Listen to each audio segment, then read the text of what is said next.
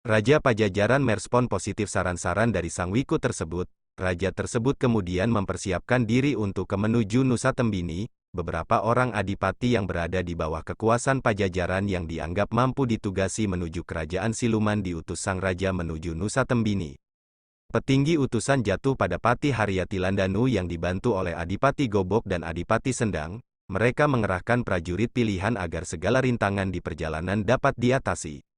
Setelah persiapan untuk berangkat menuju kerajaan Nusa Tembini selesai, maka rombongan prajurit dari Pajajaran tersebut berangkat menuju kerajaan siluman di pantai selatan Cilacap tersebut.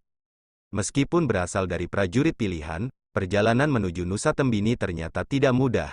Mereka harus melewati alam yang masih ganas berupa hutan belantara dan rawa-rawa yang membentang luas. Dalam situasi alam yang demikian, para prajurit Pajajaran dengan semangat yang membara menuju kerajaan Nusa Tembini agar memperoleh obat penyakit putri raja, yaitu air mata kuda sembrani. Para prajurit utusan Pajajaran tersebut akhirnya sampai di wilayah Cilacap. Ketika sampai di wilayah Nusa Tembini, mereka melihat adanya kekuatan yang mengelilingi kerajaan tersebut yang amat kuat.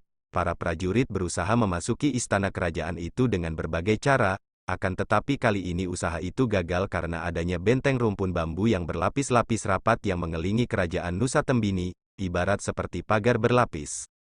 Usaha untuk memasuki istana Nusa Tembini berkali-kali dicobanya, dan ternyata selalu gagal.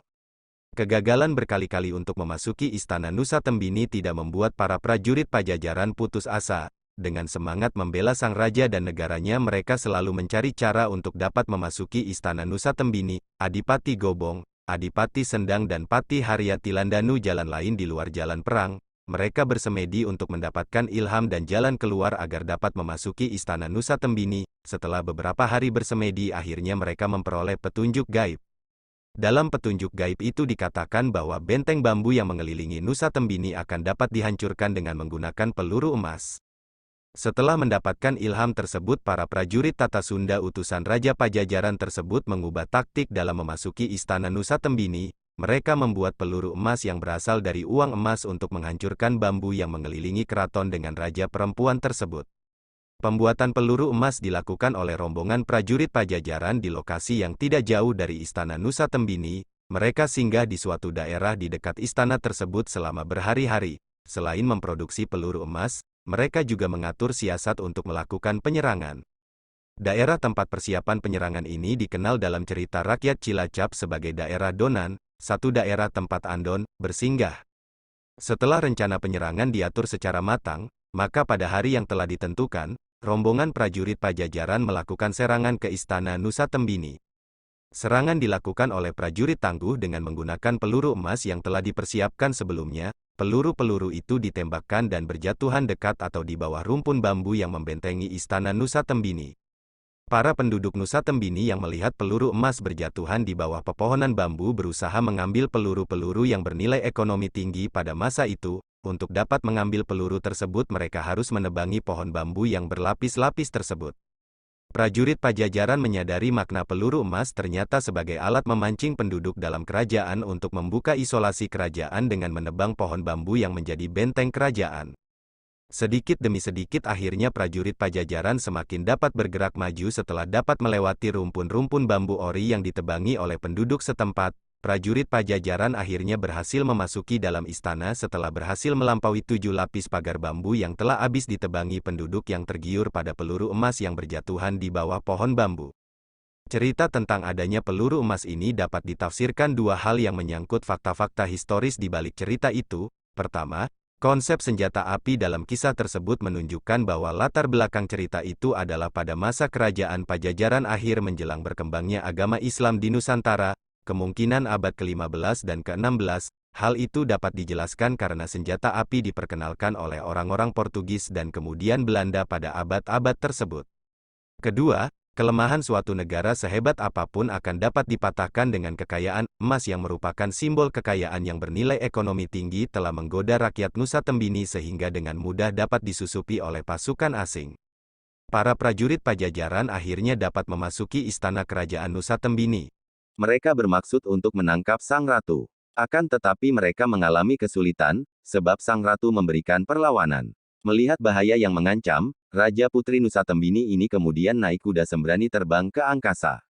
Dengan suara lantang sang putri menantang para prajurit pendatang tersebut, sembari berucap, "Hai prajurit Pajajaran, tunjukkan kesaktian dan kejantananmu, tangkaplah aku. Kalau dapat menangkap diriku, aku akan tunduk, kerajaan Nusa Tembini aku serahkan kepadamu." Melihat keperkasaan sang ratu, para prajurit Pajajaran menjadi tercengang dan tidak segera melakukan perlawanan. Di bagian lain diceritakan bahwa Patih Haryatilandanu memasuki ruang dalam istana Nusa Tembini. Ketika sedang menjelajahi ruang-ruang tersebut, ia menemukan seorang wanita yang sangat cantik. Menurut keyakinan masyarakat setempat, putri tersebut adalah Ratu Brantarara, Raja Putri Nusa Tembini. Sang Patih berusaha untuk mendekati wanita tersebut, tetapi belum sampai berhasil mendekat, wanita itu lenyap dari pandangan matanya dan berubah menjadi golek kencana, boneka emas.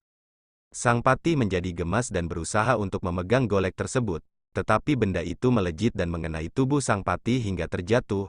Boneka itu mengeluarkan warna berkilau yang menyebabkan sang Patih mengalami kebutaan. Dengan adanya peristiwa itu, maka usaha utusan Pajajaran untuk mendapatkan air mata kuda sembrani sebagai obat penyembuh putri raja mengalami kegagalan. Akan tetapi para prajurit Pajajaran juga tidak berani kembali pulang ke Pajajaran dengan tangan hampa karena takut ancaman hukuman yang berat akibat kegagalannya. Para prajurit Pajajaran kemudian menetap di daerah Nusa Tembini, termasuk Patih Haryatilandanu. Bahkan Patih Haryatilandanu ini meninggal dunia di Cilacap dan dimakamkan di Gunung Batur. Cerita rakyat Cilacap mengatakan bahwa makamnya di Desa Selarang, Kecamatan Kesugihan, Cilacap. Adipati Gobok juga menjadi penghuni menetap di wilayah Nusa Tembini.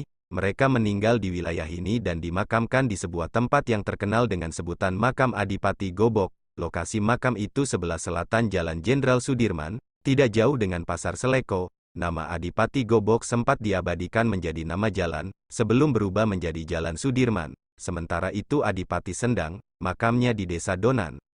Kadipaten Donan. Jika cerita tentang kerajaan Nusa Tembini berasal dari masa Hindu-Buddha, maka cerita tentang Kadipaten Donan diperkirakan pada periode awal perkembangan Islam di Tanah Jawa. Donan tidak berlokasi di dekat pantai selatan Cilacap, tetapi di daratan bagian utara, sekarang masuk sekitar kota Cilacap. Dalam cerita itu dikatakan bahwa Donan pada mulanya merupakan daerah hutan. Daerah itu mulai dibuka menjadi daerah pemukiman migrasi orang-orang Banyumas. Salah satu kelompok pendatang adalah rombongan Raden Ronggosenggoro, utusan dari Adipati Merapat, seorang menantu dari Adipati Wirasaba. Raden Songgosenggoro beserta rombongannya akhirnya menetap di wilayah itu.